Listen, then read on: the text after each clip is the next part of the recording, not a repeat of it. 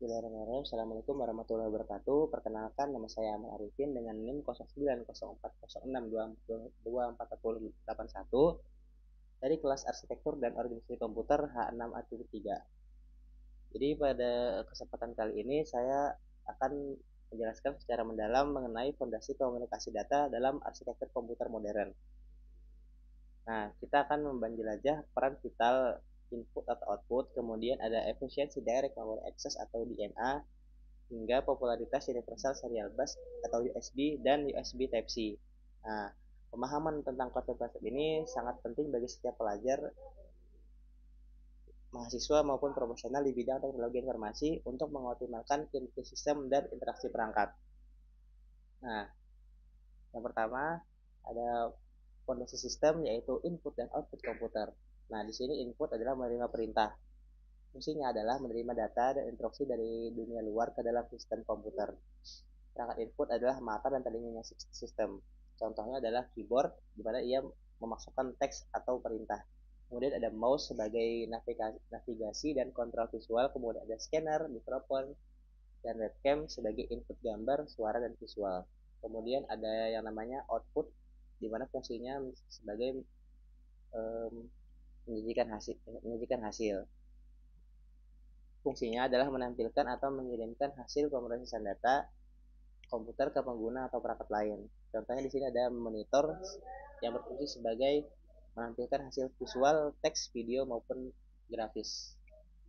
Kemudian ada printer di mana ia mencetak hasil ke media fisik, dokumen atau gambar. Kemudian ada contoh lagi speaker. Fungsinya mengeluarkan output audio. Nah, peran kritis modul input atau output sebagai jembatan penghubung.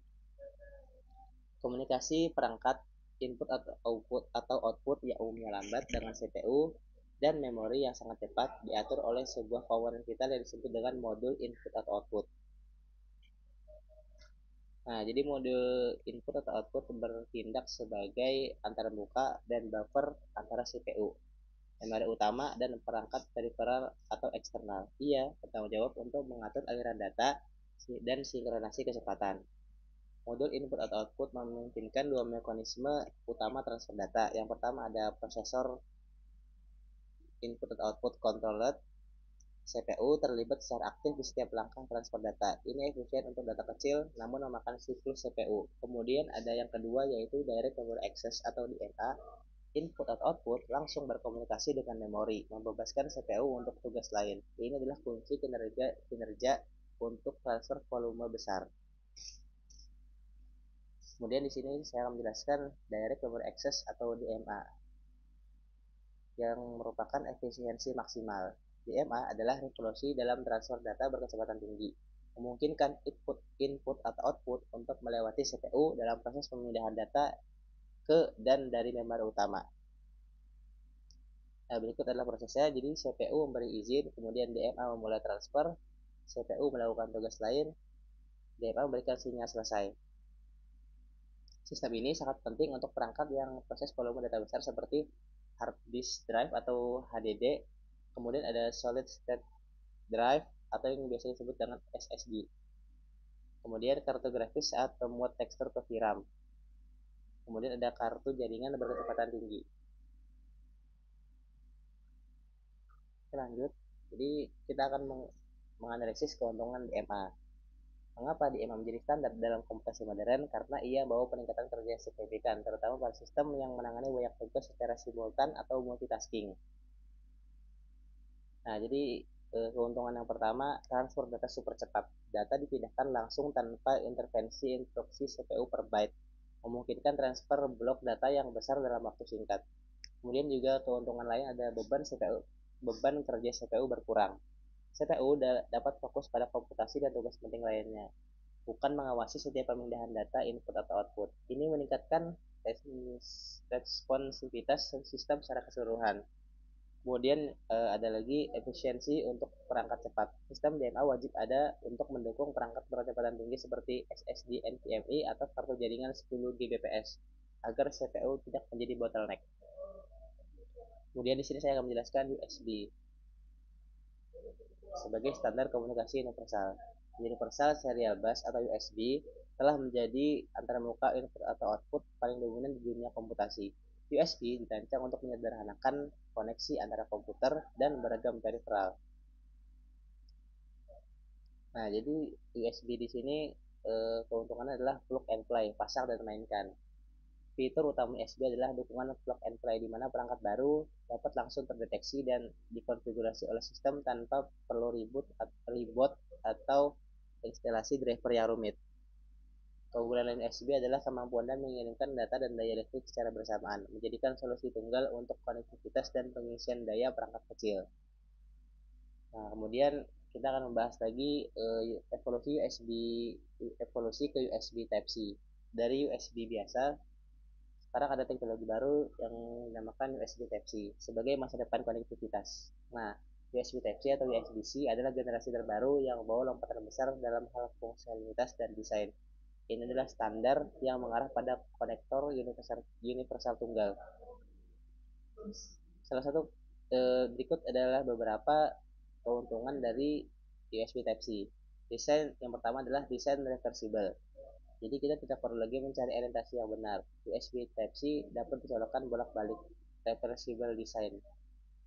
Juga keuntungan dari reversible design adalah meningkatkan kenyamanan pengguna. Kemudian ada kecepatan ekstrim, mendukung protokol USB 3.2, USB 4, dan Thunderbolt yang memungkinkan kecepatan transfer data hingga 40 Gbps, vital untuk video 4K atau 8K dan data besar.